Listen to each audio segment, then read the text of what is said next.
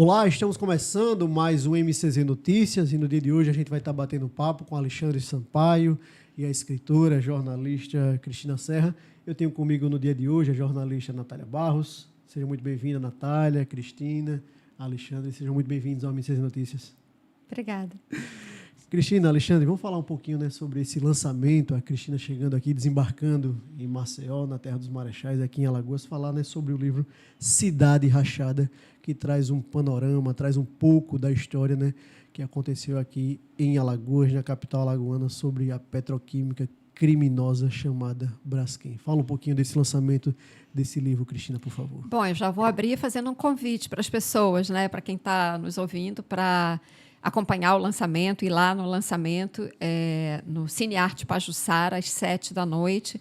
Vai ter a sessão de autógrafos, vai ter um debate também, com a presença de muitas vítimas, né, desse desastre, crime. E, enfim, eu acho que o livro tem que ser, o lançamento do livro tem que proporcionar uma reflexão, né, sobre o que aconteceu aqui em Maceió, né, que eu acho que se conecta com outros desastres de mineração, a gente pode falar isso depois. Não é à toa que o Brasil tem 3 dos maiores desastres de mineração do mundo acontecendo quase que em sequência, né? Mariana, Maceió e Brumadinho, né? Só com uma diferença, o caso aqui de Maceió foi muito pouco falado. Eu mesma, quando cheguei aqui pela primeira vez, não tinha ideia do tamanho, da dimensão desse desastre, né? Ele teve muita invisibilidade, né, na imprensa em geral. Até hoje, eu acabei de lançar o livro em Belém, até hoje tem pessoas que não têm a menor ideia do que está acontecendo aqui em Maceió. Isso, de fato, é uma coisa que me impressiona muito. Então, o livro tenta quebrar um pouco essa barreira da invisibilidade. Ô, Cristina, como surgiu essa ideia de lançar esse livro, essa publicação? Foi através de alguma reportagem especial, algum contato com alguém aqui do estado, da nossa cidade? Como surgiu a ideia de investigar esse caso, apurar esse caso? Olha, para te falar a verdade, foi um amigo meu que veio aqui em Maceió e, na volta, ele me disse... Ele conhecia o meu livro sobre Mariana, né, sobre o desastre da barragem lá de Mariana. Ele sabia do meu interesse por esses assuntos da mineração. E aí ele veio aqui, soube da história, ficou muito impressionado com o que ele viu, né? E me falou, olha, você sabia que está acontecendo uma história assim, assado, lá em Maceió? Eu falei, olha, eu ouvi falar vagamente mesmo, tinha lido, acho que de passagem, alguma coisa, uma matéria pequena no jornal ou site. Ele disse, então, está acontecendo assim, assim, assado. Eu me interessei, me programei para vir, mas isso ele me falou... antes da pandemia. Aí veio a pandemia e ninguém podia sair de casa. Mas eu fiquei com aquilo guardado na cabeça. Aí veio a pandemia, veio também aquela reta final do governo Bolsonaro. Eu estava escrevendo na época sobre política, muito envolvida com aquilo, fui adiando a viagem para Maceió. Finalmente, em 2023, eu consegui me organizar e vir para cá. E quando cheguei aqui, realmente o que eu vi era muito pior do que eu tinha imaginado. Eu tinha feito uma pesquisa prévia, mas quando você vê, o impacto é muito grande. Cenário de guerra. Cenário de guerra. Aí eu falei, não, realmente eu tenho que escrever esse livro. Porque quando esse meu amigo me falou, ele disse, você devia escrever um livro, né? Eu falei, de fato, eu preciso escrever um livro. E aí eu vim várias vezes aqui a Maceió, porque é muito complexo esse desastre, você tem que entender muita coisa, ouvir muita gente. Enfim, finalmente o livro ficou pronto. E, na sua ótica, Cristiano, qual foi o grande desafio de apuração dessa publicação? Olha, são tantos, são muitos. Primeiro, entender exatamente como é que se dá um desastre como esse, né? O desastre não acontece naquele tremor de março de 2018. Existe lá na negociata em 70, quando se permitiu a instalação da Exatamente, exatamente. Eu tive que fazer essa pesquisa histórica, tive que voltar lá atrás, né? Você tem que entender como é que um desastre desse vai sendo construído, né? Vai sendo preparado ao longo de décadas de omissão do poder público, de negligência, de cumplicidade das autoridades que deveriam ter fiscalizado o empreendimento, por um lado, e, por outro, ao longo de décadas de ganância da empresa, né? De falta de preocupação, de total descaso com a vida humana, com o meio ambiente, né? E de uma assim, de uma operação da mineração totalmente negligente. Com a validação do poder público também, Cristina. Com a validação do poder público, totalmente. Mas né? eu digo assim, a empresa operou sem levar em conta padrões mínimos, elementares, muito básicos de segurança. Então, ela fez uma mineração de risco e botando em risco a vida das pessoas e o meio ambiente. Não dá para dizer que foi só negligência. É uma coisa muito maior. É predatório. Predatória, essa é a palavra. Foi feita uma mineração predatória e com plena consciência, porque você está fazendo uma mineração embaixo do solo urbano, onde moram milhares de pessoas. Primeiro que não era nem para existir essa mineração, não era nem para ter sido feita. E foi feita com padrões de segurança simplesmente inexistentes por parte da empresa e uma fiscalização totalmente complacente, para não dizer cúmplice, por parte do poder público. Então, assim, eu fiz um esforço de mostrar isso no livro, essa é uma parte importante, mas você perguntou, né, dos desafios, então, esse foi um desafio muito grande, contar como é que um desastre desse acontece. Agora, tem um outro desafio também, que é trazer as vozes das pessoas. Eu tive uma preocupação muito grande.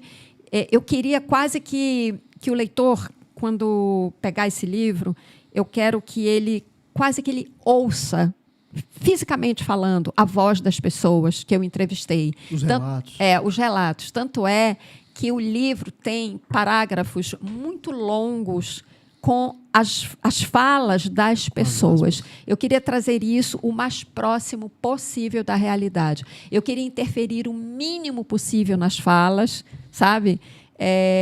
Eu não queria interpretar, eu queria que as pessoas falassem. Então, por isso, o livro tem parágrafos muito longos com as falas das pessoas, porque eu acho que era uma coisa importante dar voz. Então, eu tinha que fazer isso de alguma forma, procurei dessa forma. E puxando para o nosso papo, puxando o gancho para essas vítimas, falar aqui com Alexandre Sampaio, que é presidente, né, da Associação das Vítimas, dos Empreendedores Vítimas aqui da petroquímica criminosa chamada Braskem.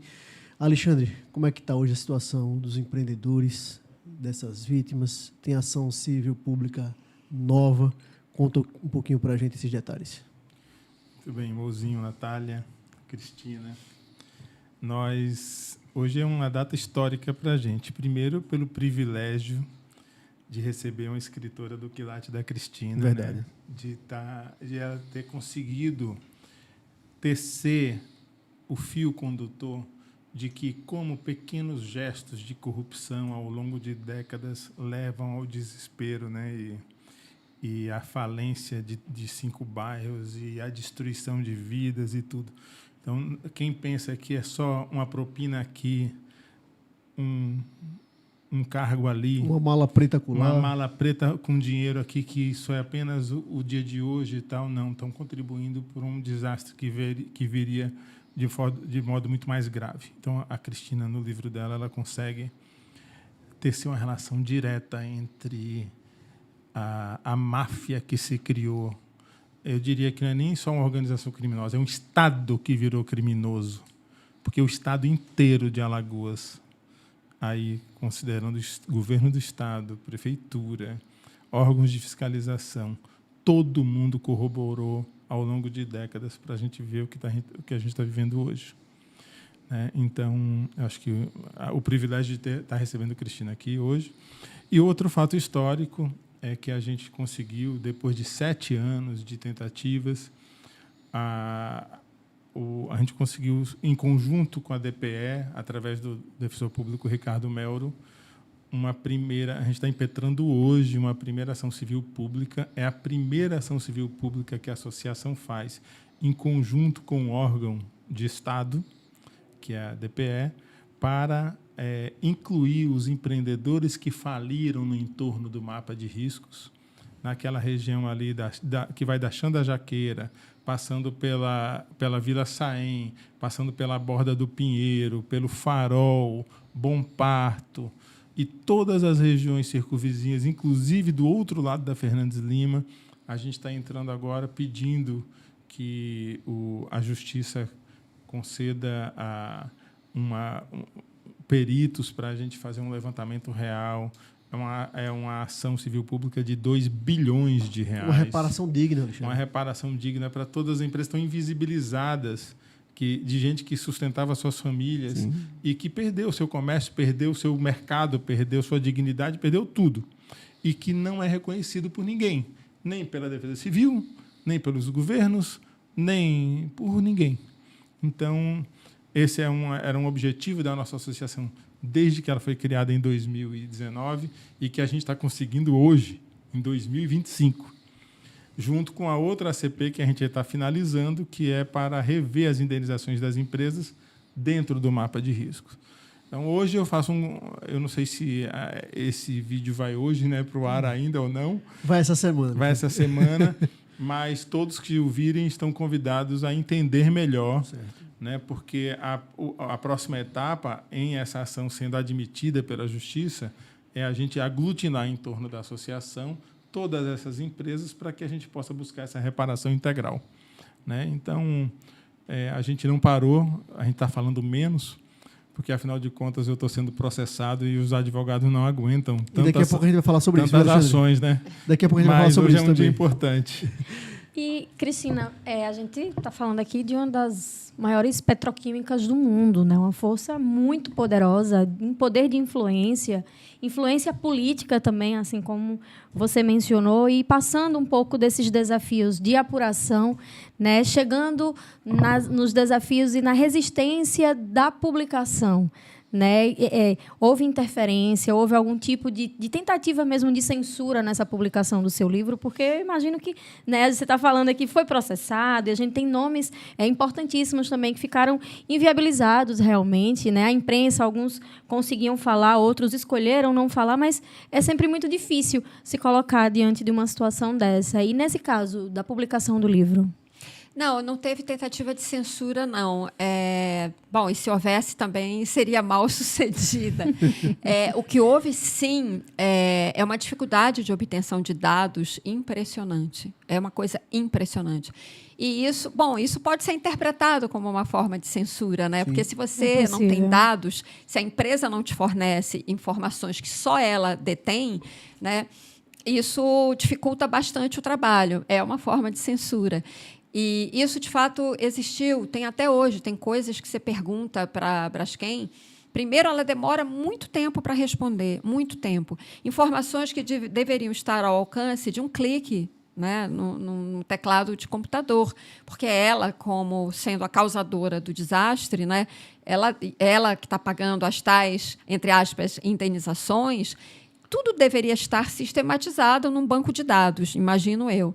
Então, você pergunta dados, por exemplo, uma coisa absolutamente fundamental, impacto na saúde das pessoas, saúde mental, saúde física, porque um desastre desse, como todo desastre de mineração, aliás, provoca danos à saúde de quem é atingido. Isso você vê em Mariana e você vê em Brumadinho, aqui não é diferente.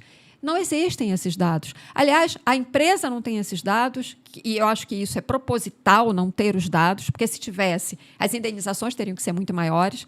A Secretaria Municipal de Saúde, por exemplo, da Prefeitura, busquei também, não tem, e no Estado a mesma coisa. Então, é um apagão de dados, é um apagão de informações que, do meu ponto de vista, é proposital. Então, essa foi uma dificuldade que eu tive no livro, mas eu busquei outros caminhos para poder trazer essa realidade, sobretudo em relação à saúde. Mas essa questão dos dados é exatamente esse apagão, não somente para a sua publicação, para o livro em si, mas para matérias jornalísticas também nós tivemos bastante dificuldade, e não só. Inclusive, estudos independentes também, né? Precisam chegar e, basicamente, fazer esses estudos, realizar esses estudos, muitas vezes, do zero, ou pegar o que é possível. Inclusive. Estudos internacionais, porque não se consegue esses dados, né? A empresa, ela realmente é completamente fechada e ela não fornece nem o básico, nem o mínimo. E me permitam fazer um complemento dessa informação. Eu acredito que o Ministério Público Federal, quando fez o acordo dos danos extrapatrimoniais, estabeleceu o Comitê Gestor de Danos Extrapatrimoniais e agora contratou a UNOPS, que é aquela entidade da ONU que está gerenciando aquela verba prevista de 150 milhões de reais. Para mim, Ministério Público e Comitê de Danos Extrapatrimoniais são cúmplices no apagão dos dados, na medida em que a primeira coisa que eles deveriam fazer para usar essa verba seria um levantamento completo dos dados, uma espécie de diagnóstico para constituir uma matriz de danos que levasse em conta os aspectos da saúde, da economia, da mobilidade urbana, da perda da valorização dos negócios, da perda de arrecadação do Estado e do município, enfim, que fizesse um apanhado 360 graus para, uma vez constituída essa matriz de danos, a gente poder responsabilizar adequadamente a Braskem pelo tamanho do crime que ela cometeu. E, na medida que o Ministério Público não faz isso e que o Comitê de Danos Extrapatrimoniais, que estava gerenciando uma verba de 150 milhões de reais, não faz isso, elas se colocam do lado de quem cometeu o crime, contribuindo para o apagamento da dor e da existência desses dados aí. E quando a gente fala, Alexandre, Cristina, Natália, que são 60 mil pessoas atingidas, eu tenho uma ótica bem diferente do que esse discurso que é dito aí muitas vezes, né? Para você ter ideia, Cristina, nós temos algumas peculiaridades no nosso estado. Nós somos um estado com 102 municípios, mais municípios que, por exemplo, o estado do Rio de Janeiro. Ou seja, nós somos pequenos geograficamente, mas com muitos municípios. E 1/3 da população de Alagoas encontra-se em Maceió. Ou seja, dos 3 milhões de habitantes, 1 milhão é em Maceió. Ou seja, na minha avaliação, na minha humilde avaliação, pelo menos 1 milhão de pessoas foram impactadas quando você tem que pegar o ônibus lotado, quando você pega o Uber, quando você pega o táxi, quando você não tem onde estacionar, quando você tem a farmácia que não era no local que você ia. Então, é 1 milhão de pessoas impactadas, 1/3 do estado. Um dos maiores reflexos assim, diretos que a gente realmente percebe é a crise imobiliária, João. Sim. Os valores altíssimos de aluguel em todos os bairros, assim, não necessariamente que todo mundo se redistribuiu para alguns bairros, mas que mesmo assim essa expansão aí, né, de essa mudança dessas pessoas e impactou também. O valor dos aluguéis está absurdo. É por todo isso mundo que... comenta, até pessoas que não têm, entre aspas, nada a ver, ou que não acompanha tanto. Todo mundo fala, tá muito caro alugar casa e apartamento aqui em Maceió. E quem acompanha todo o processo, a gente está sempre... é verdade. Isso a gente sabe por quê. Eu acho que você tocou num ponto muito importante, Natália. Desde que eu cheguei aqui, que eu entendi do que se tratava, eu entendi que esse desastre ele não impacta somente Maceió. Aliás, eu acho que ele impacta o Brasil. Já falo por quê, mas Maceió, sim, a cidade inteira é impactada, sobretudo pela questão do preço da moradia. Quer dizer, quando você tem uma escalada do preço de aluguéis e de valor de compra e venda de imóvel numa cidade, todo mundo estará pagando esse preço mais alto. Todo e qualquer maceioense. Então, isso é muito importante, que as pessoas compreendam como esse desastre afeta a cidade toda. Ele não está localizado nos 5 bairros mais diretamente atingidos e não está circunscrito apenas também à borda, ao que se chama de borda, que são os bairros ao redor. Ele impacta a cidade. Agora, eu falei que ele atinge o Brasil, e eu não queria deixar de mencionar isso, porque isso foi uma coisa que me impressionou muito. Um dos bairros atingidos é Bebedouro. Bebedouro é onde nasce Maceió, né? Bebedouro é cenário História viva dos livros do Graciliano Ramos. Então, eu usei essa expressão outro dia. Esse desastre aqui em Maceió é uma chacina cultural, porque Graciliano Ramos é patrimônio nacional. A literatura do Graciliano Ramos é patrimônio de todo brasileiro.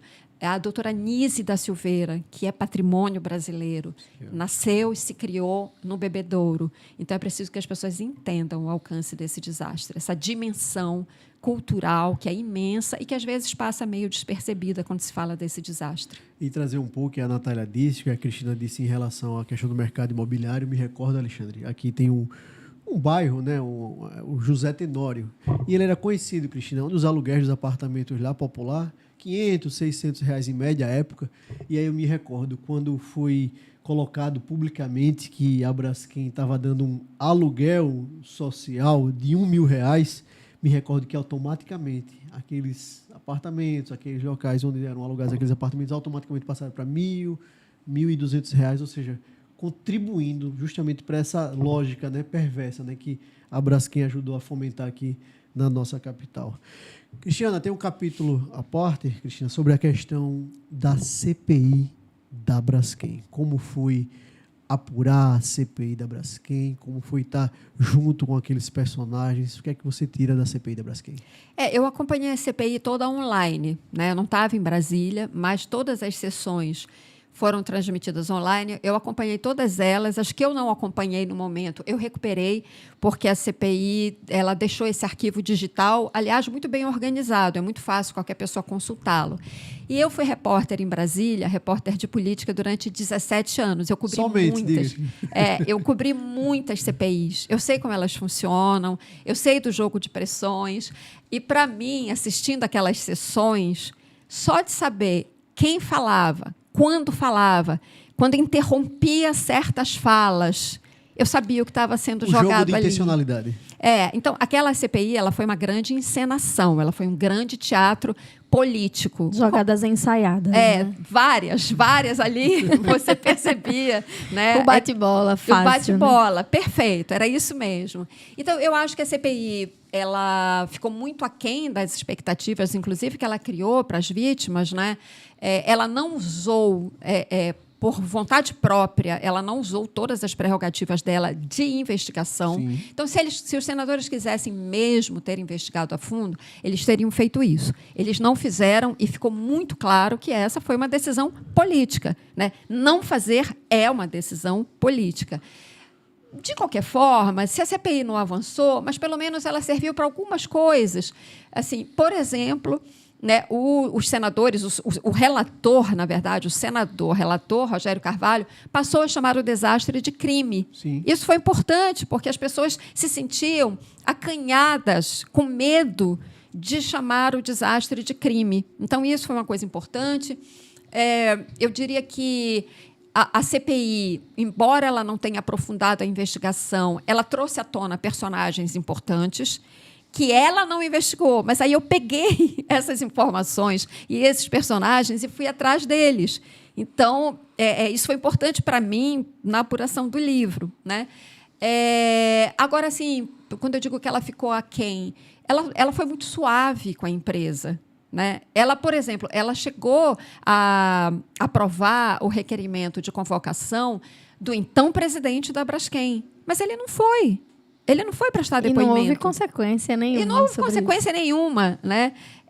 Foram 2 diretores muito bem treinados, né? Muito, como a gente diz, com muito media training. Né? Eles usaram, inclusive, a oportunidade de estar ali, né, sob aqueles holofotes, eles usaram para pedir... não para pedir desculpas. Eles usaram aqueles holofotes para finalmente reconhecer a sua responsabilidade, algo que já era claro, né? Mas eles foram fazer esse teatrinho. E parece que para eles é como se fosse meio que suficiente, né? Porque quando finalmente eles assumiram aquela culpa, todo mundo disse, pronto, finalmente assumiram. E quando você como se fosse uma grande jogada. E quando você fala de jogada ensaiada, né, um bate-bola daqui e dali, é exatamente isso. É claro que isso estava combinado. Né? Olha, então nós vamos à CPI, vamos assumir a nossa responsabilidade. Né? Olha, a empresa assumiu. Só que a empresa nunca pediu desculpas. O pedido de desculpas da Braskem pelo desastre que ela cometeu, pelo crime que ela cometeu, não existe. Nunca ninguém fez isso. E os senadores não cobraram isso. Os executivos que foram lá se levantaram, foram embora e ficou por isso mesmo. Aliás, em todas as oportunidades que o Congresso Nacional ouviu representantes da Braskem, as perguntas foram triviais, vazias. Nenhuma pergunta foi no cerne da questão. Mas, afinal, como é que vocês fazem mineração sabendo que tem gente em cima? Vocês nunca pararam nesses anos todos para pensar no que vocês estavam fazendo? Nunca um executivo lá presente, diante de deputados ou senadores, nunca essa pergunta foi feita para eles. E isso é uma coisa que me choca bastante. Né? Porque, afinal de contas, a gente está falando de deputados, senadores, que têm suas prerrogativas, né, como autoridades, de fazer esse tipo de questionamento. E perderam todas as oportunidades que tiveram de fazer isso, não fizeram. Foram extremamente suaves e condescendentes com a empresa. E aí eu vou puxar um gancho, Cristina, que à época, nós tínhamos um senador da República, alagoano, na CPI da Braskem, que se chama Rodrigo Cunha, que é o atual vice-prefeito da capital. Como foi ver esse personagem da política alagoana trazendo a sua contribuição para a CPI? O senador Rodrigo Cunha, acompanhei não só durante a CPI, mas também em várias outras audiências que ele convocou. Inclusive, uma delas muito importante, historicamente, no desenrolar dos acontecimentos que envolvem esse desastre, quando ele chama uma série de pessoas numa audiência que durou quase 12 horas, o Alexandre estava lá, e nesta audiência, o geólogo do Serviço Geológico do Brasil, Thales Sampaio, estava presente, e ele, então, pela primeira vez, fica claro que a mineração tinha, sim, ligação com o desastre, né, com o afundamento do solo e as rachaduras nas casas. Algo que meses depois seria confirmado com o relatório final do Serviço Geológico do Brasil. Olha, a atuação do senador também fica a desejar, tanto quanto a de outros políticos ali dentro. Inclusive, eu lembro um momento de uma das audiências, não essa que eu me referi agora, que durou 12 horas, que foi, de fato, uma audiência importante, né, pelo depoimento do Thales Sampaio e de todos. O Alexandre estava lá, várias outras pessoas que participaram deram depoimentos importantes. Mas teve um outro momento em que o senador Rodrigo Cunha elogia o projeto Golfinhos da Braskem, né? Dizendo, olha, quase que, sabe, assim, olha como a empresa é boazinha, ela tem um projeto Golfinho, em que as crianças vão lá aprender sobre meio ambiente. Quase que relações institucionais da Braskem. Pronto, é isso, entendeu?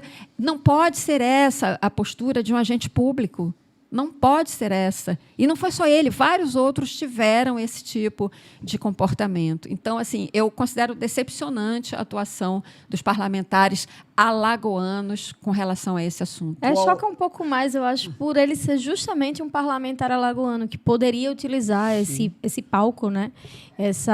Toda essa estrutura ali, nacional, para colocar realmente luz nisso. E não foi o caso, até porque existiam também outros interesses, outras formas de defesa até, né? Só acrescentar aqui um questionamento.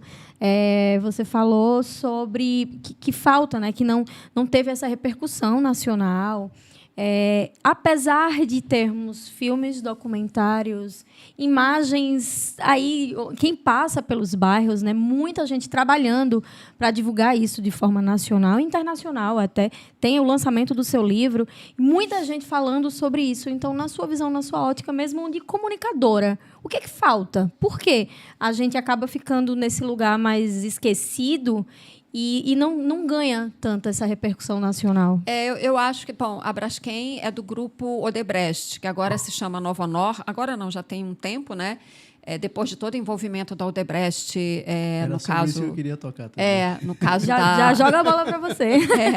No caso da Lava Jato, né, que pegou em cheio a Odebrecht, então a Odebrecht está passando por um longo processo aí de limpeza da sua imagem.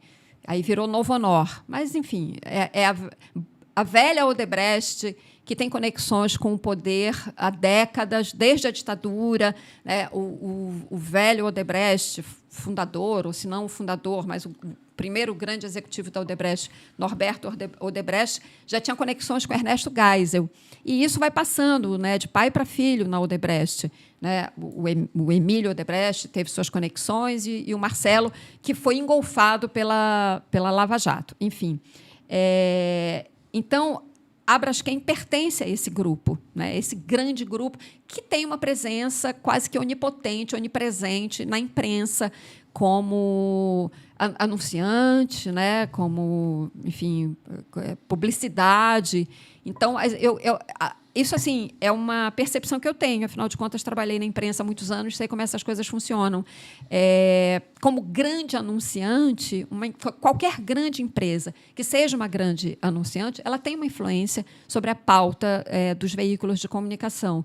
Eu atribuo a isso, essa invisibilidade, o fato da imprensa brasileira não ter dado a devida atenção a esse caso, acho que se deve muito, aí é uma opinião mesmo, eu não entro nesse assunto em detalhes no livro, mas acho que se deve muito a isso, a esse peso desse grupo econômico gigante, poderosíssimo no Brasil, né, poderosíssimo economicamente e politicamente, né, com uma presença muito grande no mercado publicitário. Então, acho que esse silêncio se deve muito a isso.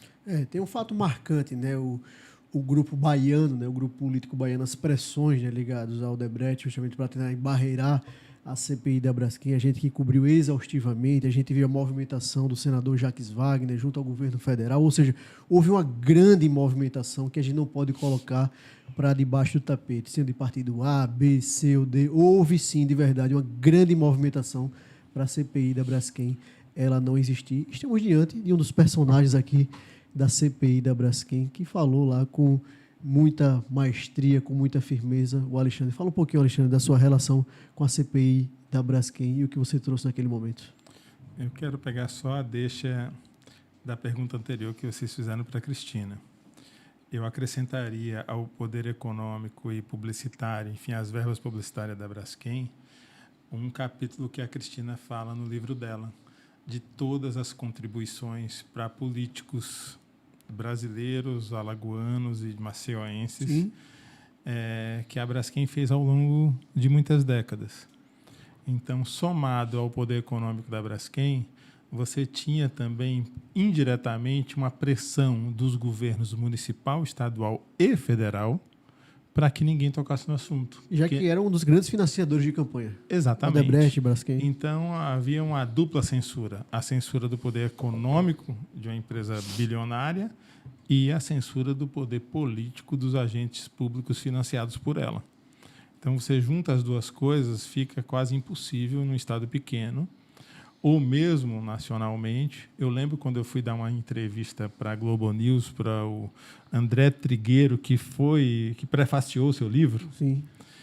Ele, na época, a gente passou 6 meses negociando para ter uma entrevista na Globo News, e finalmente, quando nós conseguimos, ele cuidou do assunto de maneira absolutamente sigilosa. Na Globo, só o diretor de jornalismo sabia, mas ninguém.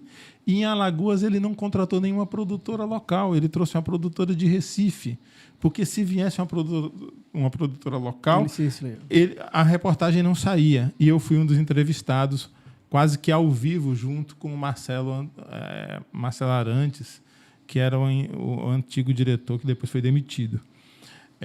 Então, há essa questão. Mas sobre a CPI, me chamaram a atenção alguns pontos.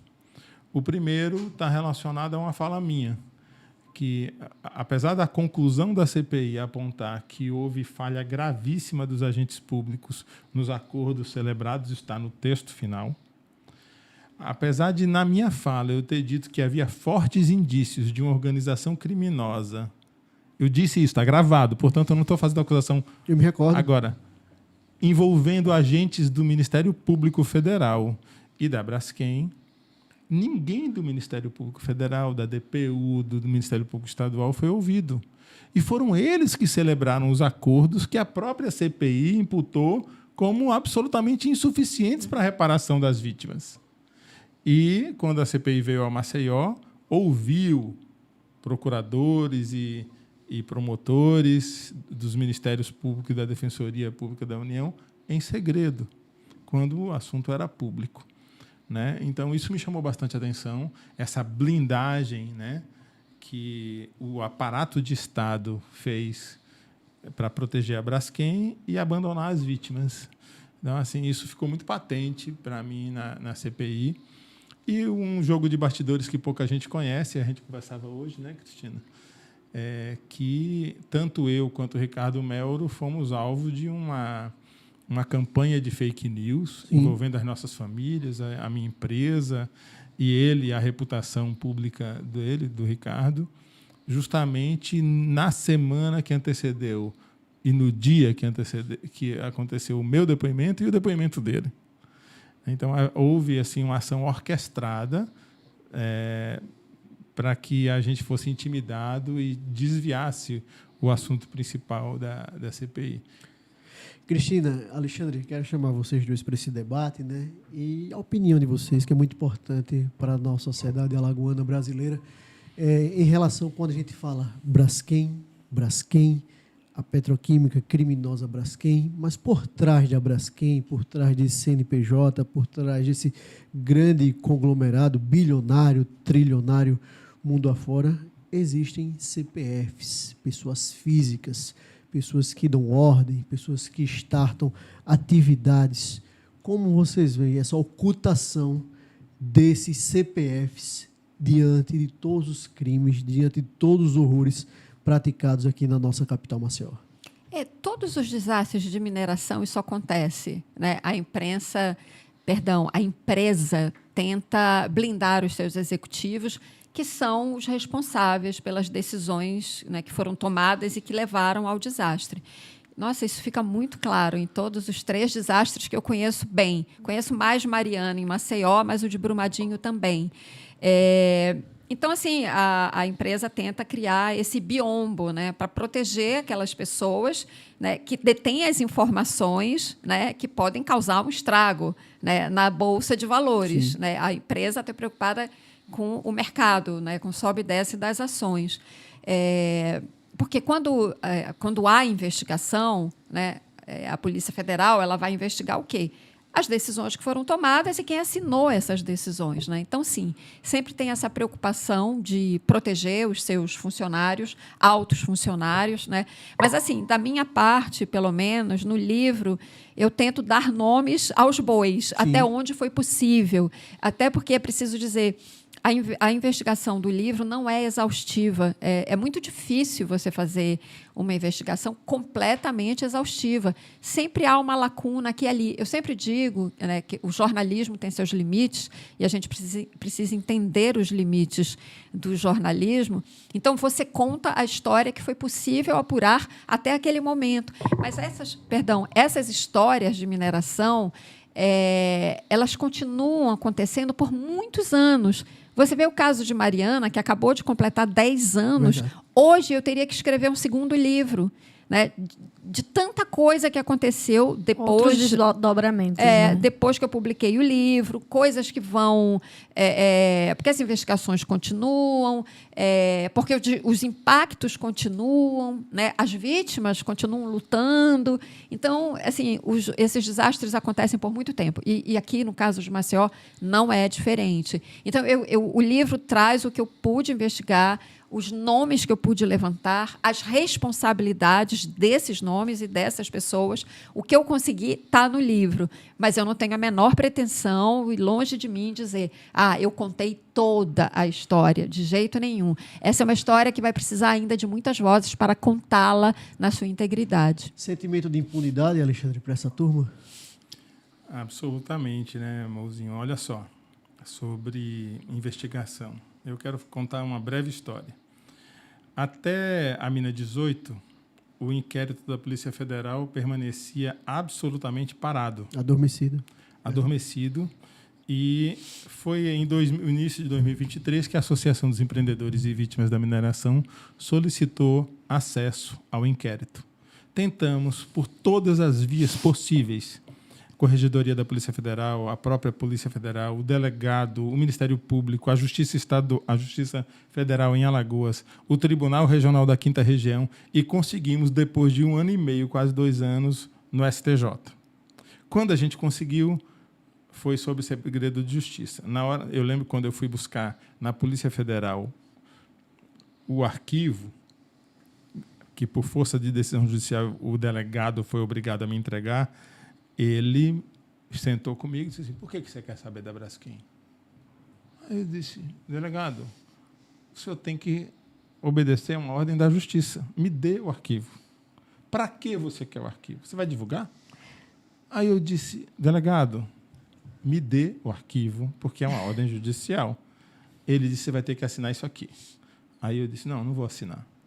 Ele disse: então, saiu para almoçar. Quando ele resolver, saiu, e aí eu precisei assinar uma autoincriminação minha, que se eu divulgasse qualquer coisa ali, eu seria preso e condenado. Então, foi assim que a gente teve acesso aos dados, ou seja, sem publicidade, O que eu posso fazer com dados que estão escondidos? Nada. Aí, com base nesse inquérito, a gente usou, que não tinha quase nada, aí a polícia começa a se mexer. Fez a Operação Lágrimas de Sal, provocada por quem? Pelo escândalo da Mina 18 e pelo incômodo da nossa associação lá futucando uma coisa que eles estavam lá adormecidos. Aí a gente, com base nessas informações, entrou, então, com a notícia crime no Ministério Público Federal, dizendo assim, Ministério Público Federal, já que você ainda não sabe de nada, vejam aí se vocês fazem vocês processam criminalmente a Braskem e todos os demais CPFs e CNPJs que estão envolvidos nesse grande crime. E aí o Ministério Público Federal não nos respondeu. Fizemos várias tentativas e ele não nos respondeu, até que a gente usou uma prerrogativa constitucional, que é fazer uma queixa-crime subsidiária. Quando o poder público, ao qual a Constituição dá o poder de atuar nesses casos, não faz, a gente subsidiariamente fez.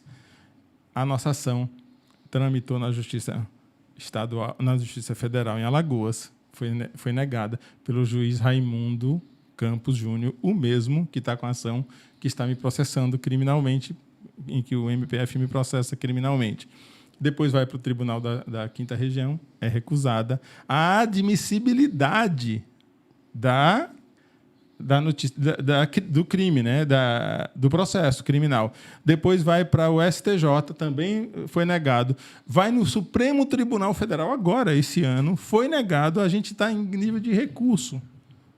E aí, nesse meio tempo, eu sou convidado para uma audiência pública em Brasília, aconteceu uns 2 meses atrás, por uma ONG chamada Justiça Global e uma outra chamada OMA, que trabalha a temática de direitos humanos em empresas, e eu fui apresentado pelo senador Omar Aziz, numa audiência pública, como Alexandre Sampaio, a única pessoa do Brasil processada pelo maior crime socioambiental do mundo em área urbana.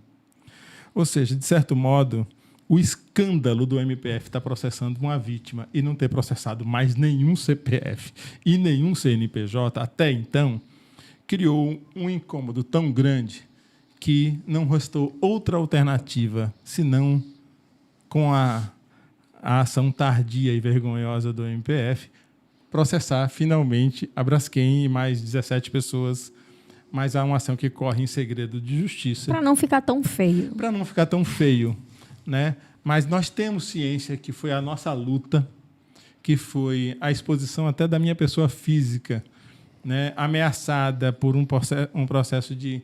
né?